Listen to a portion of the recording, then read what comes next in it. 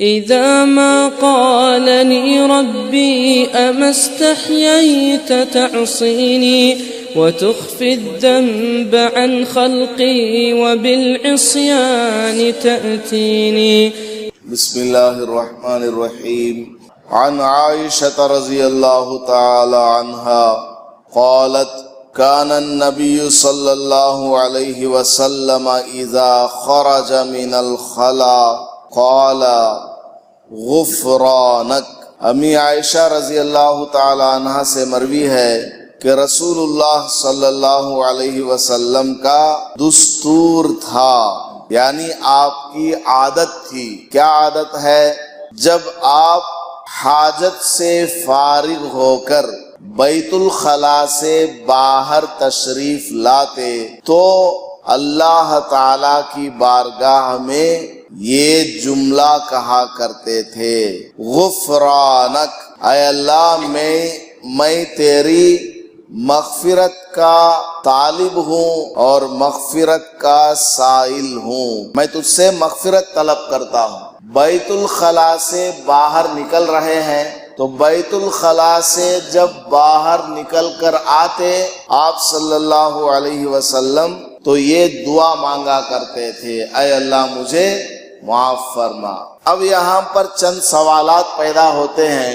بیت الخلاء وہ انسان کی ایک ضرورت کی جگہ ہے، چاہے آدمی کسی کمرے میں حاجت پوری کرنے جائے یا جنگل میں جائے، بہرحال وہ جگہ ضرورت پوری کرنے کی ہے. اب وہاں پر کوئی جا کر کے آئے تو اللہ سے معافی مانگنے کی کیا ضرورت؟ حضور صلی اللہ علیہ وسلم بیت الخلاء سے باہر نکل کر کے آ رہے ہیں تو اس سے آنے کے بعد غفرانکا بول رہے ہیں، اے اللہ مجھے معاف فرما.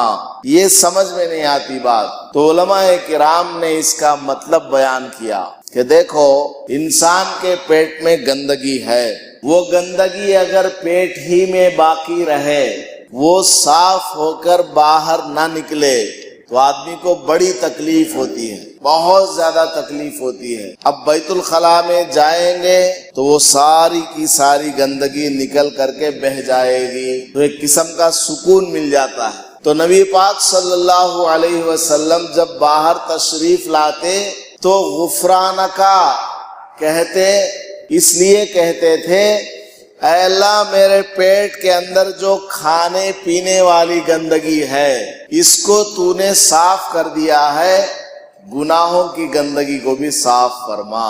کھانے پینے والی گندگی باہر نکلتی ہے تو جسم کو سکون ہو رہا ہے، تو جو گناہ ہے وہ حقیقی گندی چیز ہے، اس سے دل کالا پڑ جاتا ہے. اے اللہ اس حقیقی گندگی کو میرے جسم سے پاک فرما تاکہ میں ایک دم پاک صاف ہو جاؤں اور سکون حاصل کروں. یہ مطلب ہے اس کا. دوسرا سوال اس میں یہ پیدا ہوتا ہے کہ رسول اللہ صلی اللہ علیہ وسلم تو گنہگار نہیں تھے، وہ کبھی بھی گناہ نہیں کیا کرتے تھے، آپ کے اگلے پچھلے سارے گناہ معاف تھے، تو پھر آپ کو غفرانکا کہنے کی ضرورت نہیں ہے. تو جواب یہ ہے کہ اللہ کے نبی علیہ السلام بہرحال اللہ کے بندے ہیں. اللہ نے اگرچہ کہہ دیا ہے کہ آپ کے اگلے پچھلے سارے گناہ معاف ہیں، لیکن بندہ ہونے کی حیثیت سے اپنے آپ کو گنہگار ہی سمجھے. وہ تو اللہ کا ڈپارٹمنٹ ہے، اس نے کہہ دیا، فیصلہ دے دیا کہ آپ کے سارے گناہ معاف ہیں، لیکن بندے کو کیا کرنا چاہیے؟ اللہ کے سامنے معافی مانگتے رہنا چاہیے. اللہ نے اگرچہ معاف کر دیا ہے، بندے کو اللہ کے سامنے بندہ بن کر ہی رہنا چاہیے، اسی میں اللہ کو زیادہ وہ بندہ پسند آتا ہے. ایک حدیث میں ہے اللہ کے نبی علیہ السلام نماز پڑھتے تو آپ کے پیر میں ورم آ جاتا تھا. صحابہ نے پوچھا یا رسول اللہ آپ کے تو اگلے پچھلے گناہ معاف ہیں، آپ اتنی لمبی لمبی نماز کیوں پڑھتے ہیں؟ تو آپ نے جواب میں ارشاد فرمایا افلا اکون عبدا شکورا، کیا میں اللہ کا شکر گزار بندہ نہ بنوں؟ اللہ نے اگرچہ مجھے جنت لکھ کر کے دے دیا ہے، اگلے پچھلے سارے گناہ معاف ہیں، لیکن میں اللہ کا بندہ ہوں، میری ذمہ داری اللہ کی بندگی کرنا ہے۔ تو بیت الخلا سے جب باہر نکل کر کے آئیں گے تو غفرانک کہنا چاہیے، یا پھر حضور صلی اللہ علیہ وسلم چونکہ ساری امت کو تعلیم دینے کے لیے آئے ہیں تو غفرانک خود بول کر کے امت کو تعلیم دے رہے ہیں کہ دیکھو جب تم بیت الخلا سے باہر نکلتے ہو، پیٹ کی ظاہری گندگی نکل کر کے آ جاتی ہے، تم کو سکون ملتا ہے، تو گناہوں کی جو گندگی ہے وہ نکلے تو اور زیادہ سکون ملے گا۔ لہذا باہر جب نکلو تو کیا کہو؟ غفرانک کہو۔ یہ ہے اس میں راز کی بات۔ ایک اور راز کی بات اس میں ہے، علماء کرام نے بیان فرمایا کہ بیت الخلا سے جب تم باہر نکلو گے غفرانک کیوں کہنا ہے، اللہ سے معافی کیوں مانگنا ہے؟ علماء فرماتے ہیں حضور صلی اللہ علیہ وسلم چونکہ ہمیشہ اللہ کی یاد میں مصروف رہا کرتے تھے، تو بیت الخلا سے جب باہر نکلتے تو اللہ سے معافی مانگتے، اے اللہ خامخواہ اتنا وقت اس میں میرا بیکار چلا گیا، میں تیرا نام لینے سے خالی رہ گئی میری زبان، اس لیے اللہ سے معافی مانگتے تھے کہ میرا وقت جو ہے تیری یاد سے غافل رہا، میری زبان تیرا نام نہیں لے پائی اتنی دیر تک، اے اللہ مجھے معاف فرما۔ حدیث میں ہے لیس یتحسر اہل الجنت الا علی ساعۃ مرت بہم لم یذکروا اللہ فیہا، قیامت کے دن جنت میں جانے والے جنت میں چلے جائیں گے، جنت میں جانے کے بعد بھی جنت میں جانے والے کو افسوس ہوگا۔ کس پر افسوس ہوگا؟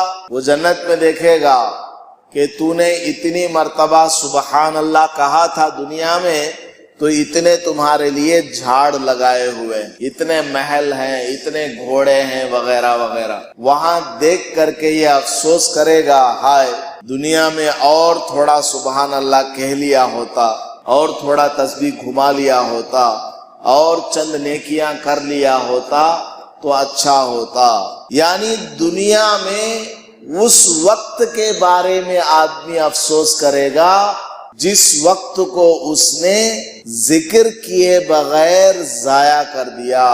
اب بیت الخلا میں آدمی جاتا ہے 5 منٹ 10 منٹ، بعض لوگوں کا آدھا گھنٹہ بھی وقت لگ جاتا ہے، اتنا وقت اس کے اندر چلا گیا اور وہاں ایک مرتبہ اللہ بھی نہیں بول سکتے، جائز نہیں ہے، گندی جگہ ہے، وہاں آدمی اتنی دیر تک رہا، اتنا وقت اس کا اللہ کے ذکر سے خالی ہو گیا، بیکار چلا گیا۔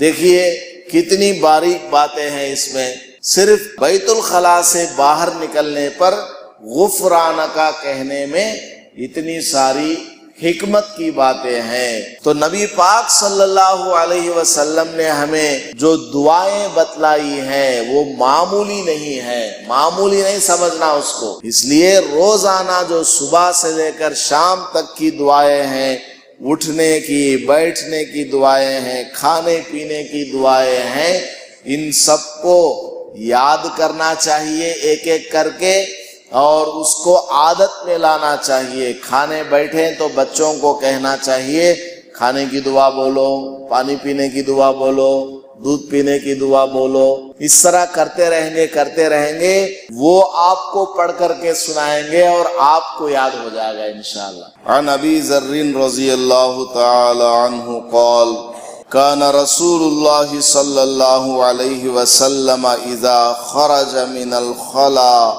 قال الحمد للہ الذی اذهب عنی الاذى وعافانی۔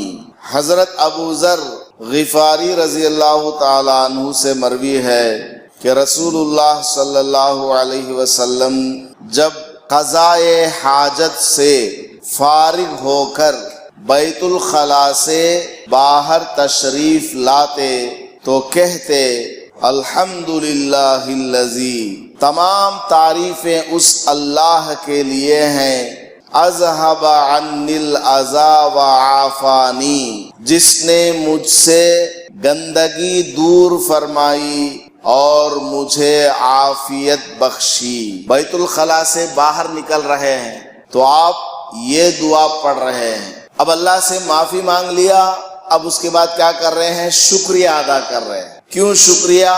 کیونکہ پیٹ میں جو گندگی ہے وہ اگر پیٹ ہی میں رہے، باہر نہ نکلے تو کیا ہو جائے گا؟ ایک دن پیٹ پھول جائے گا۔ پیٹ کیا ہو جائے گا؟ پھول جائے گا، آدمی برداشت نہیں کر پائے گا، آدمی موت کو پسند کرے گا، بے چین ہو جائے گا۔